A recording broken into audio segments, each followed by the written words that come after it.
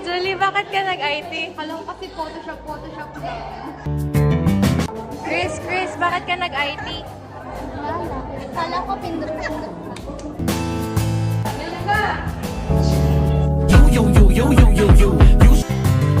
B, tama na, bakit ka nag-IT? Kasi, hindi man daw. Tapos, Walang math! Walang math! Ate Nisa, bakit ka nag-IT? Para mahack ko ang account ng crush ko. Julie, bakit ka nag-IT? Wala kasi pag-ayos yung sistema. And we are... Are you looking for a university for your college degree? Ito ang life hack para sa iyo. Enroll in Bicol University.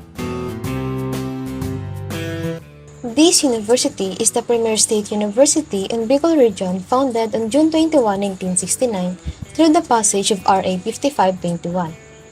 As an institution promoting scholarship, leadership, character, and service as its core values, BU has risen to SUC Level 4 status. There are 7 campuses in Bicol University. Among them are East Campus, Main Campus, Daraga Campus, Ginabatan, Tabaco City, Pulangi, and Gubat Sorsogon. Now, join me as we take a quick stroll through the campus.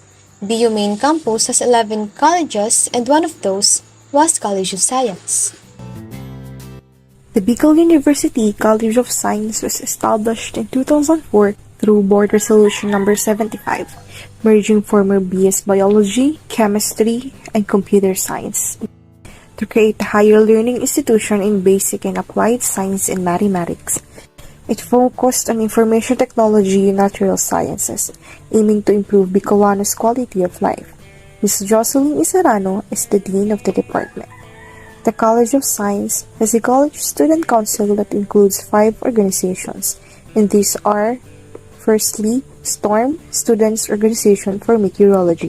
Second, Academic Consumption of Computer Science Students. Third is a Symbiosis. Fourth is a Chemical Science Society. And lastly is a Circuits, Circle of Unified Information Technology Students, which is our organization. This organization is committed to the development of information technology students. It is composed of 14 executive officers and 44 junior counselors for the... Hey everyone, so we are going to ask some questions to random IT students. Come and join us. What is your year level? Sa kasalukuyan po, third year po. Fourth year po. Ang third year na. Why did you choose BSIT? Kasi po, in demand. Pipili na ng university. Plano ka sana Manila, kaso, tinamad na ako mag-enroll, exam. So, sabi ko, yung pinakamalapit na lang. Actually, mahilig kasi ako sa computer, so parang naisipan ko, parang related yun sa IT. So, yun naman. Tapos, mahilig naman kasi ako sa mga logic. So, What is the hardest subject in BSIT? Ngayon yung first year kami, yung Comprog 1 nata yun. Siguro, Comprog 1 nung first year. Kasi, mababago yung mindset mo. parang wala naman. Mahirapan siguro sa akin yung time management dun sa subject. Pero, Yung subject. kasi subject wala naman, parang na-enjoy ko naman siya. Our next target will be BSIT fourth-year students, and we'll be asking them questions that will help other students planning to pursue the course of information technology. What specific area you're really good at in IT? I think UX, UI, and project management. Siguro sa cybersecurity and managing network.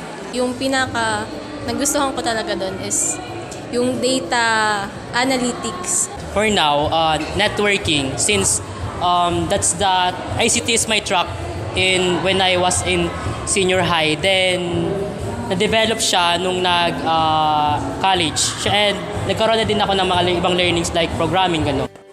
What interesting things have you learned about yourself while studying IT? Well, for me, since I am undecided before na pumasok ako sa college life, now that I'm fourth year na sa IT, I think that hindi mo kailangan or hindi mo kailangan na matakot sa isang field na that you are unfamiliar. So, kumbaga, i-explore mo lang kung saan feeling mo masaya or kahit hindi masaya.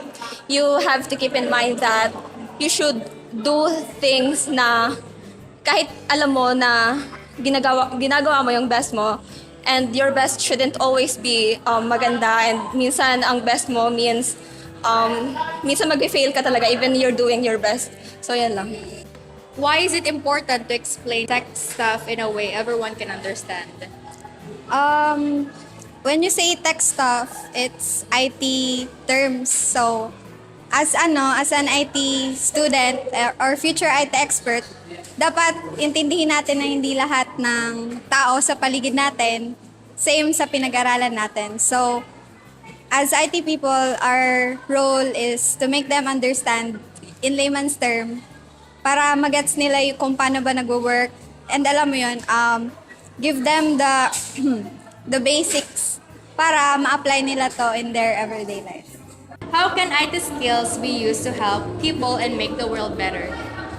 So, sa IT, parang gumagawa kami, di ba, ng mga system to para maging mas madali yung ginagawa ng mga tao. Like, yung capstone namin, it is a mobile app. So, doon, yung project namin is gagawa kami ng platform para sa, halimbawa, sa aming mga nagbo-board na students. So, yung app na yun is for mga nagluluto. So, doon i-feature yung mga nakakatipid na na recipes. So, para maka-budget yung assets. What are your big dreams for the future as an IT student? My big dreams as an IT student is to be a network engineer in the future. And syempre, gusto ko din makapagtrabaho sa abroad, like in Google, Facebook, ganyan. Then syempre, gusto ko din create ng business na related din sa IT, like com shop or a startup companies. Yun lang. Thank you so much. Thank you din.